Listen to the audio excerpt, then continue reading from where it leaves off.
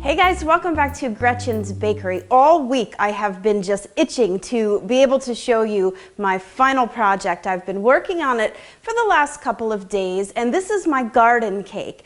Now, the other day I mixed a recipe for vegan chocolate cake, which is right here.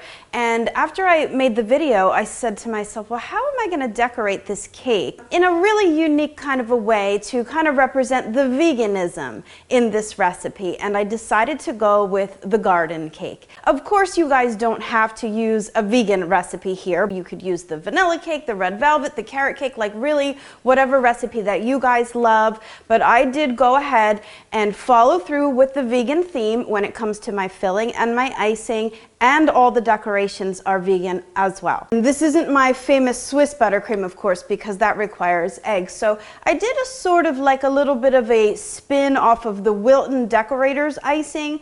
I found that I really needed an icing that was going to hold up to all of this heavy decoration that we're going to be doing.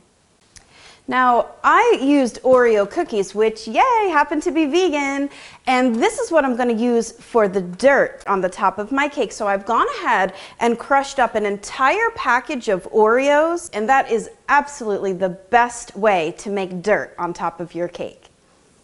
So let's get started building the cake. Most recipes that will normally yield 2 8-inch layers, you'll put all the batter into the half sheet pan and you're good to go. Slice this cake in half, right down the center. And I do like to trim off any crusty edges that may have occurred during baking. Now, normally I do work with cakes that are a little bit more frozen than this one, but since I've been talking so much, my cake is rapidly thawing out. I may do a crumb coat, we'll have to see how it goes. The good thing about making a garden cake is that it's supposed to look dirty, right? I'm going to use some chocolate buttercream for the filling, and then I'm going to pile on some crushed Oreos.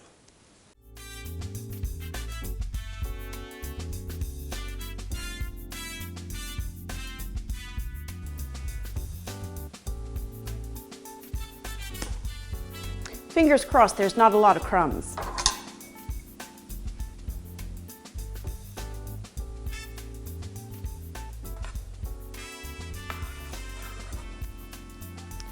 It looks like I'm definitely going to have to do a crumb coat for this because I am getting a lot of crumbs coming off the cake because my cake wasn't frozen enough. See guys, there's the proof. Frozen cakes, much easier to ice.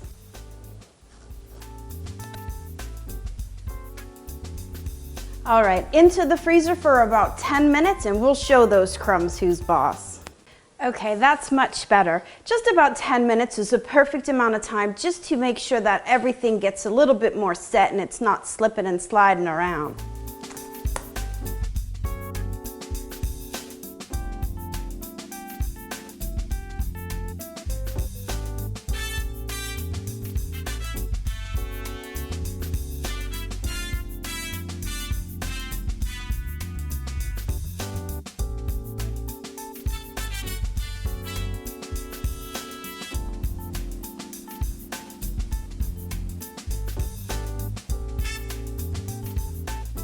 And now for the fun part, we can go ahead and get decorating our garden cake. Now I've decided to serve my cake on a wood cutting board because I thought that the whole outdoorsy look of it was kind of a nice touch. So now, in addition to all my cute little veggies that I made, the posts for the fence. So it's the same Deco Magic or modeling paste that I used. Or you guys could just use a stick of gum, that would work too. So let's go ahead and get that fence on first. And I have some white buttercream here in my pastry bag, and it's fitted with the number 8 Atico tip. And for the fence part of it, I'm going to just make one line going this way, and another one down here.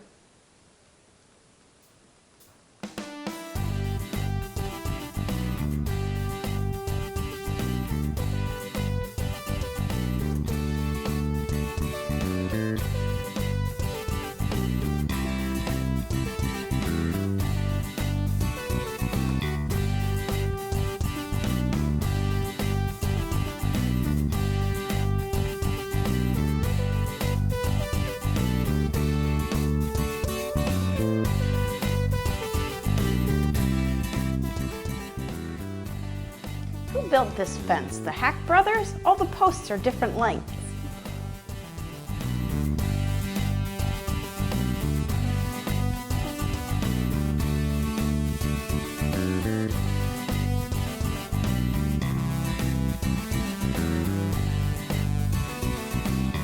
So you can see how it really all does start to come together, and we didn't even get to putting the veggies on yet.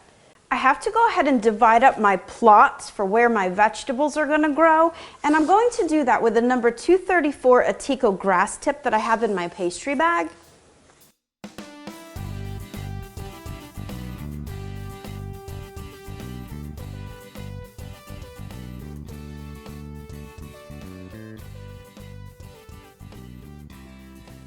Now I have 5 vegetables: lettuce, carrots, cauliflower, beets, and tomatoes. So I have to make 5 plots for my garden.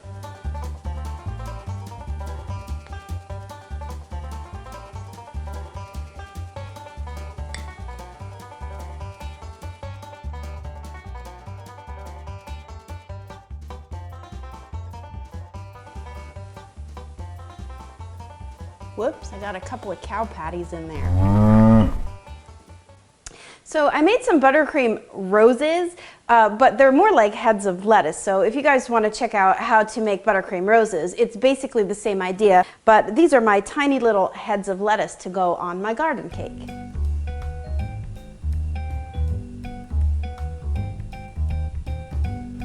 I'm just dying to put my basket. I've got to put the basket on first.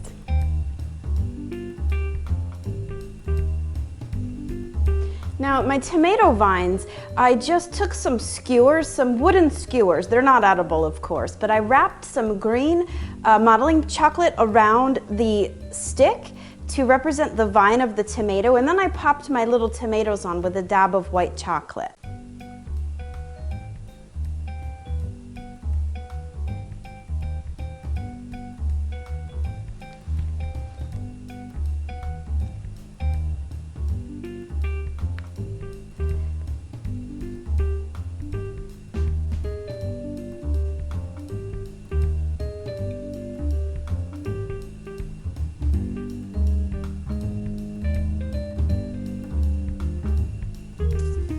Switch that tip one more time to a number 2 Atico tip to make the little carrot stems.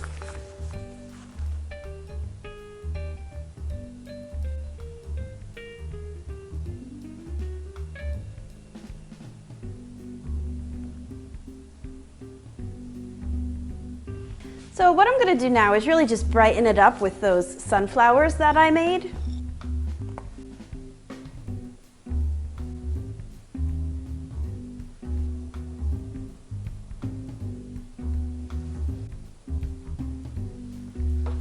And Mr. Bumblebee right in the middle of the garden.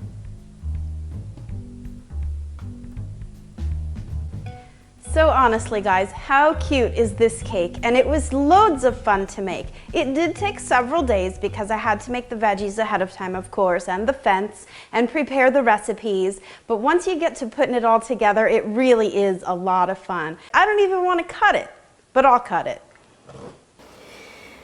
I've changed my mind. I can't cut it, guys. This cake is too cute. I've decided that I'm going to give it away. I'm going to go ahead and give it to my local animal shelter. And I've decided that I'm going to give a donation to Esther the Wonder Pig charity, who I follow on Facebook, and you guys really should go check out her page. This is an amazing story. If you guys are animal lovers, and I'm getting chills because I am, Esther the Wonder Pig has such a great story. These guys are up in Canada, and they have done such an amazing service to saving and rescuing animals. They have created an animal sanctuary farm up there in Canada. So Esther the Wonder Pig and her 2 dads, this cake was for you. Thanks guys for watching. Get all the recipes at GretchensBakery.com, and I'll see you soon.